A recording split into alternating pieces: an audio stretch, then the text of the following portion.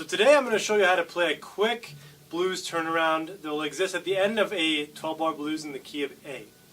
So if you don't know how to play a 12-bar blues yet, don't worry too much. Really all you want to be able to do is play this phrase, and I'm going to explain where it's going to go. So for those of you who know how to play through a 12-bar blues, this is going to happen on measure 11 and 12. Okay?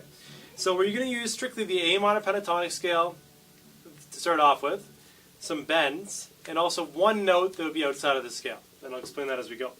So the first part of the phrase, we're going to play the 5th fret on string 1, 8th fret on string 2, 5th fret string 2, 7th fret string 3, 5th fret string 3, 7th fret string 4.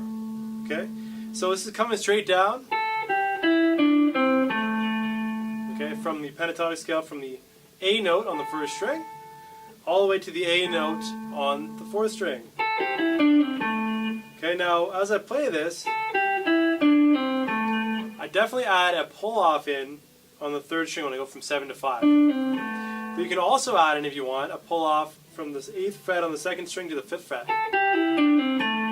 I just find it rolls better for me when I pick those two notes. And just do the pull-off on 7 and 5 of the 3rd string, or the D and C notes. So this is played with a triplet feel, so it means 3 of those notes will fit in the space of 2 eighth notes, or 2 beats.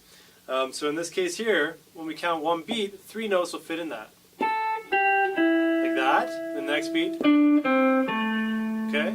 So it's like a 1, 2, 3, 1, 2, 3, triple it, triple it.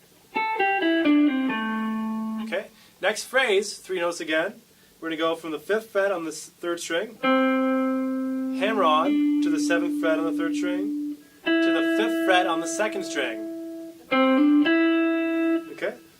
And then we're going to finish off with this part of the phrase, this triplet run, by doing a pull off on the 7th fret of the 3rd string again to the 5th fret. We finish it off with the 7th fret on the D string.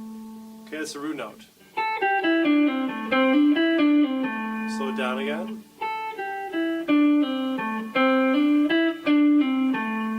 Alright, so that's our 4 beats of measure 11. Okay, now for the final measure, we're going to do this cool phrase here. And what we're going to do, we're going to bend the 5th fret of string 3, which is a C note, to a C sharp to match the A chord, or the A7 chord that we're playing over. Now you could do a double bend, because I just did that by accident. You could do the 2nd string and the 3rd string. So we're going to bend that one note, though. We'll just keep it as one note for now.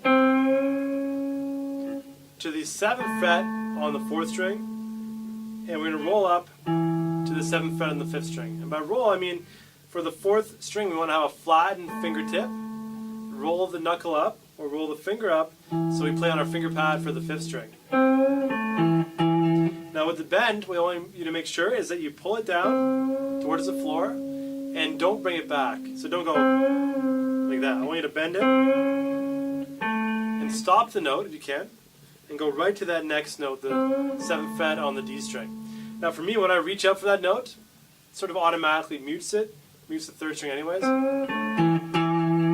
Okay, so that's our blues turnaround. That last note there would happen on, we'll say, the 3rd beat, or just before the 3rd beat of measure 12. Okay, and what that means is that it's lining up with the E7 chord that would come in there. So if we had an E7 chord on the 3rd beat of measure 12 as our turnaround, so measure 11 would be like 1, 2, 3, 4, 1, 2, 3, 4. So on the 3rd and 4th beat, we're going to play the E7 chord for measure 12. So as we go and hit that 7th fret on the 5th string, that's the root note for the E chord, and it will really resolve nicely because it comes in just before the E chord will hit. So once that E chord hits, it's like everything sounds great. Now I added a little part at the end just so it feels like it's finished off. If we were to go back to the A chord, so we're going to go to the 5th fret on the 5th string. Okay, that's a D note. Now the next note we're going to aim to hit is the 4th fret of the 5th string, which is a C sharp. So it's the major third of an A7. of an A chord. So we're lining up with the chord tones again, but I slide in from the 3rd fret to the 4th fret. And then the pinky finger comes out, grabs the 7th fret of string 4, which is the root note, the A. So you get together. Okay, so we play this minor 6th interval. So those notes are C sharp and A. If you don't know what these intervals are, don't worry. So at the very end, we have that sound. So it's a really nice finale. You could also lead it back in if you were to go over and do another section of your 12-bar blues. That'll work perfectly.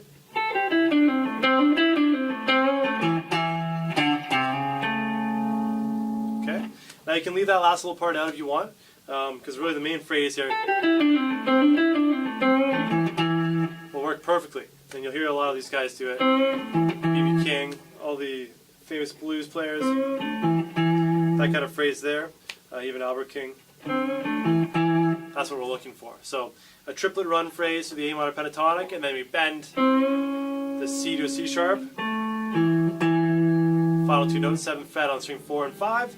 And if you want to add in, we have this part. Try it again. Okay? I'll leave it off, play it one more time for you. 1, 2, 3, 4.